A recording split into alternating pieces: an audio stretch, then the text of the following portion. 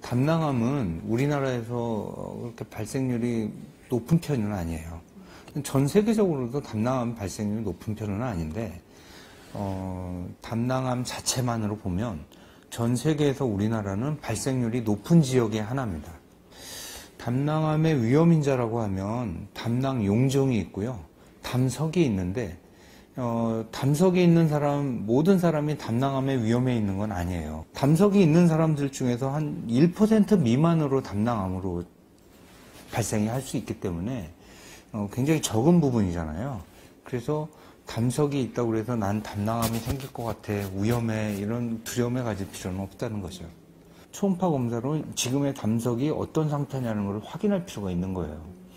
그러고 나서 확인했는데 아무런 변화 없이 가만히 있는 담석이다 그러면 건강하게 잘 지내시면 되는 거고요. 안심하고. 담석이 있는 사람들 중에서 담낭 자체가 변성이 있는 경우에, 또 담석이 또 너무 큰 경우에 담낭암이 생길 수 있는 위험인자가 될 수가 있습니다. 용종에 대해서 또 설명을 드리면, 담낭 용종도 사실은 크기가 작은 것들, 이런 것들은 큰 위험이 없습니다.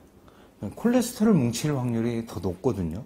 그런데 담낭 용종도 1cm가 넘어가는 것들은, 특히 1cm 넘어서 이제 크기가 계속 커져가는 것들은, 그런 것들은 담낭 용종이 암으로 갈 수가 있어요. 복강경 수술, 로봇 수술, 이런 것들을 통틀어서 최소 침습 수술이라고 하는데, 우리 병원 같은 경우는 그걸 굉장히 빨리 도입을 한 편이에요. 그래서 최소 침습 수술로 이 담독의 수술을 다 하고 있어요. 굉장히 오래전부터 그걸 하고 있기 때문에, 뭐 오래전부터 하고 있었으니까 노하우가 많이 쌓였겠죠. 네. 입원 기간이 개복 수술을 하면 2주인데, 로봇 수술로, 복강경 수술로 하게 되면 일주일이면 됩니다. 굉장히 직관적이긴 하죠. 수치상으로 보면 20%에서 30% 정도? 그 정도에서 수술 받을 수가 있는데요. 20%에서 40%입니다. 왜냐면 요즘에 조금씩 늘어요. 20% 정도밖에는 수술 받을 기회가 없다는 이유는 담낭에서 암이 이렇게 조금씩 자라도 증상이 없어요. 뚜렷한 증상이 없으니까 구체적인 검사를 안 받는 거죠. 그러다 보니까 뭐 증상이 나올 정도까지가 되면 이게 다 진행이 돼버려서 여기저기 다 퍼져 있으니까 수술을 못 받는 거예요. 그렇기 때문에 그런 현상이 오는 거고, 요즘에 제가 40%까지 이렇게 올라가는 이유는 초음파를 많이 해요, 우리나라가. 그래서 조기로 발견되는 그런 암의 비율이 높아져서 수술을 할 수 있는 단계가 요즘 그 비율이 커져가고 있죠. 담석이 있는데 나는 예방적으로 떼어야 된다. 그건 잘못된 말이고요. 담석이 있는데 담낭 자체가 벽이 두꺼워져 가고 있다. 그럴 때 예방적으로 떼어야 되는 겁니다.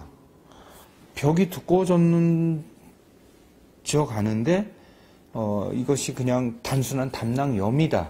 담석에 있는 담낭염만 않고 그냥 가라앉은 상태다. 이런 경우는 또 수술을 안 해도 돼요.